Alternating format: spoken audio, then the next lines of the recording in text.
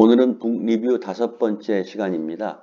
지난번 잘못된 식생활, 단백질에 이어서 지방에 대해서 알아보도록 하겠습니다. 닥터 앤셀키스는 1953년 Six Country Study에 이어서 70년에 개정판을 냈는데 주된 요점은 지방을 약 전체 칼로리의 40%까지 섭취하는 미국인은 굉장히 심장 발병률이 높다. 누구에 비해서? 지방을 적게 섭취하는 일본인에 비해서 그렇다는 겁니다.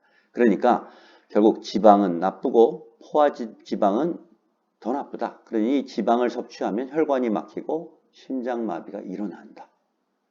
이런 얘기입니다. 심장병의 원인이 과연 지방과 그로 이어지는 콜레스테롤일까요? 미국의 보건복지부에서는 4개의 원인을 꼽았습니다. 다 흡연, 그리고 콜레스테롤과 혈지질, 높은 혈압, 그리고 인슐린 저항성과 당뇨로부터 오는 높은 혈당 지수. 이렇게 4가지를 꼽았고요. 최근에 제이슨 펑이 여기서 말한 것과 같은 동맥경화의 원인이 혈관이 염증으로부터 손상을 입어서 그 염증 입은 혈관벽 내부로 콜레스테롤과 세포가 침투해서 플라그가 생성한다. 즉 염증이 원인이라는 것이 현재 정설로 되어 있습니다. 하지만 아직도 콜레스테롤이 원인이라고 생각하는 사람도 더 많습니다. 실제로는. 1960년대에 지방이 심장병에 지대한 영향을 미친다는 그러한 학설이 있었는데 그 후에 지방을 줄였는데 별 효과가 없는 거예요. 그러다가 2006년에 어떤 그 연구가 있었느냐 그러면 폐경기가 지난 약 4만 8천 명의 그 중년 여성에게 8년 동안 2만 명은 저지방 식단을 공급하고 나머지는 보통처럼 먹었는데 결과가 어떻게 나왔느냐 그러면 그 저지방 식단을 한 사람에게 있어서 심장병 그 발병이 줄어들지 않았다는 겁니다.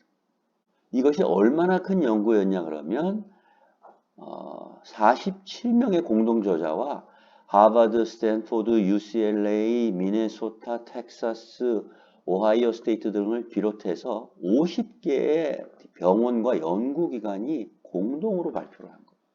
그러니까 이미 정설로 굳어져 있는 콜레스테롤 발생 그 원인에 대해서 그렇지 않다. 심장이 꼭 그 지방 때문에 생기는 게 아니다 하고 주장을 했지만 아직도 콜레스테롤은 고지혈증 환자의 필수약이 되고 있고 주류의 의학계에서는 지방이 심장병의 주범으로 인식되고 있습니다. 저희가 지방하면 오메가3는 좋고 오메가6는 나쁘다. 그런데 알아보겠습니다. 오메가3라는 것은 뭐냐 그러면 탄소 분자가 하나, 둘, 세 번째와 네 번째 탄소 분자 사이에 이중결합이 있으면 오메가3고 이것이 6번째와 7번째 사이에 있으면 오메가6입니다. 그런데 오메가6는 대부분 식물성 기름이나 마가린에 많고 오메가3는 지금 어류나 이런 견과류에 꽤 있습니다. 그런데 오메가6는 리놀릭 애시드로부터 출발해서 마지막에 아라키도닉 애시드가 되면 프로인플라마토리 미디에이터 결국은 염증을 유발하는 인자가 되고 오메가3는 DHA, EPA로 발전을 하면서 anti-inflammatory mediator 즉 염증을 없애주는 인자가 됩니다. 그런데 1950년대 이때는 미국인이 약 1대1로 오메가3와 오메가6의 섭취율이 같았습니다. 그런데 지금 굉장히 값싼 오메가6 오일, 특히 그 식용유들이 많이 나오기 시작하면서 이 비율이 16대1이 되었습니다. 결국은 세포염증이 자꾸 더 일어나는 거죠. 그래서 세포 염증 지수를 저희가 가끔 보기도 하는데 그건 뭐냐면 전체 아라키도닉 애시드를 분모로 하고 분자를 EPA로 나눴을 때 1이 목표입니다. 그러니까 결국 1대 1로 섭취를 해야 되는데 현재는 어떠냐? 16대 1입니다. 그렇기 때문에 쉽게 오메가3의 양을 늘리는 것은 그 오메가3 오일을 따로 섭취하는 방법이 가장 좋습니다. 저는 개인적으로 5g 정도의 오메가3 오일을 그 액체로 된 것을 숟가락에 따라서 먹고 있습니다.